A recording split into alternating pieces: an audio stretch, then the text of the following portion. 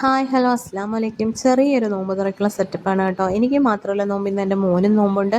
തലനോമ്പ് പിടിച്ച ആളാകെ വഷളായി ഛർദ്ദിക്കുകയൊക്കെ ചെയ്ത് നോമ്പ് വിടേണ്ടി വന്നു. അങ്ങനെ ഇന്ന് സ്കൂളിൽ പോകുമ്പോൾ സമയം പോകുമെന്ന് പറഞ്ഞ് നോമ്പ് പിടിച്ചുകൊണ്ട് പോയിട്ടുണ്ട്. ടീച്ചറെ വിളിച്ചു ചോദിച്ചപ്പോൾ ആൾ ഓക്കെ ആണെന്നാണ് പറയുന്നത്. രാവിലെ ഉള്ളിവട ഉണ്ടാക്കി വെക്കണം ഉമ്മീന്ന് പറഞ്ഞിട്ടാണ് പോയത്. വലിയ ജോലി തിരക്കൊന്നും എനിക്ക് തന്നില്ല കേട്ടോ. പാവം ഒരു ഉള്ളിവടയിൽ ഒതുക്കി എൻ്റെ കുഞ്ഞിന്ന് നോമ്പ് തുറ ഉള്ളിവട മതിയെന്ന് പറഞ്ഞ് പിന്നെ ഒരു ജ്യൂസും വേണമെന്നാണ് പറഞ്ഞത്. അങ്ങനെ വന്നിട്ടുണ്ട് എൻ്റെ മോൻ. തൻ്റെ മുഖം മൊത്തം വാടിയിരിക്കുക, നല്ല ക്ഷീണമുണ്ട്. അങ്ങനെ ഉള്ളിവട ഉണ്ടാക്കുന്നത് മനസ്സിലായപ്പോഴത്തേന് ആൾക്ക് സന്തോഷമായി. പിന്നെ അവിടെ ഇവിടെയൊക്കെ കറങ്ങി നടന്ന് എല്ലാം ഒന്ന് റൗണ്ടൊക്കെ അടിച്ചിട്ട് സമയം എത്രയായി, സമയം ഇത്രയായി, അതാണ് അയാൾക്ക് അറിയണത്. എന്നാലല്ലേ നോമ്പ് മുറിക്കാനുള്ള സമയമാവുമെന്ന് കാൽക്കുലേറ്റ് ചെയ്യാൻ പറ്റത്തുള്ളൂ. പിന്നെ അത് മാത്രമല്ല, രണ്ടാമത്തെ ആൾ വന്ന് ആഹാരമൊക്കെ കഴിക്കുന്ന കണ്ടപ്പോഴത്തേന് ആൾക്ക് ചെറിയൊരു വിഷമമുണ്ട്. മോള് UKG പഠിക്കുന്നുണ്ട്, നോമ്പ് പിടിക്കാറൊന്നും ആയിട്ടില്ല. പിന്നെ മോനും കുഞ്ഞാണ്, എന്നാലും ഇടയ്ക്കിടയ്ക്ക് നോമ്പൊക്കെ പിടിച്ച് ശീലിക്കണമല്ലോ. ചുട്ടയിലെ ശീലം ചുടലവരെ എന്നല്ലേ. മോൻ 3ാം ക്ലാസ്സിലോട്ടോ പഠിക്കുന്നത്. അപ്പം മോനായിട്ട് ഇങ്ങോട്ട് വന്ന് പറഞ്ഞത് അമ്മീ നോമ്പ് പിടിക്കുന്നുണ്ടെന്ന്.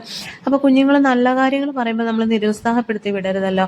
അപ്പം മോൻ പിടിച്ചോട്ടെ, പിടിക്കുന്നെങ്കിൽ പിടിക്കട്ടെ, പകുതിക്ക് വെച്ച് വിടുന്നെങ്കിൽ വിട്ടോട്ടെ എന്ന് വിചാരിച്ചിട്ട് മോനോട് പിടിച്ചോളാൻ പറഞ്ഞു. ഇനി അപ്പോൾ ഉള്ളിവടയ്ക്കുള്ളതെല്ലാം അവിടെ സെറ്റാക്കി റെസ്റ്റ് ചെയ്യാൻ വെച്ചിട്ടുണ്ട്. ഇനി നമുക്കൊരു ജ്യൂസ് തട്ടിക്കൂട്ടാം.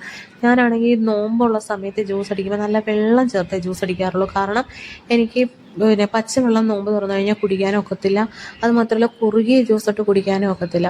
അപ്പം ഞാൻ ജ്യൂസും വേണം, എന്നാൽ പച്ചവെള്ളത്തിന് സമമായിട്ട് വെള്ളവും വേണം. അതുകൊണ്ട് എന്തോ ചെയ്യും, ഇതുപോലെ എന്തെങ്കിലും ഒരു ഫ്രൂട്ട്സ് അതിൻ്റെ കൂടെ ഒന്നീ നാരങ്ങ ചേർക്കും, അല്ലെങ്കിൽ ടാങ്ക് കൂടി ചേർക്കും. നല്ലപോലെ വെള്ളവും ചേർത്ത് ഐസ് കെട്ടിയിട്ട് നല്ല തണുപ്പിക്കും.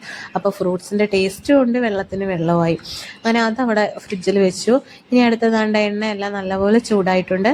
ഇനി ഉള്ളിവടയ്ക്ക് വേണ്ടി ഓരോന്ന് പരത്തി ഇടാം. അവിടെ കിടന്ന് ഉള്ളിവട വേവട്ടെ. ആ സമയം നമുക്ക് മീൻകറിയും ചോറും ഉണ്ട്. അപ്പം അതിൻ്റെ കൂടെ കൂട്ടാൻ വേണ്ടി ഒരു ചെറിയൊരു ചീരക്കറിയും കൂടെ തട്ടിക്കൂട്ടാം.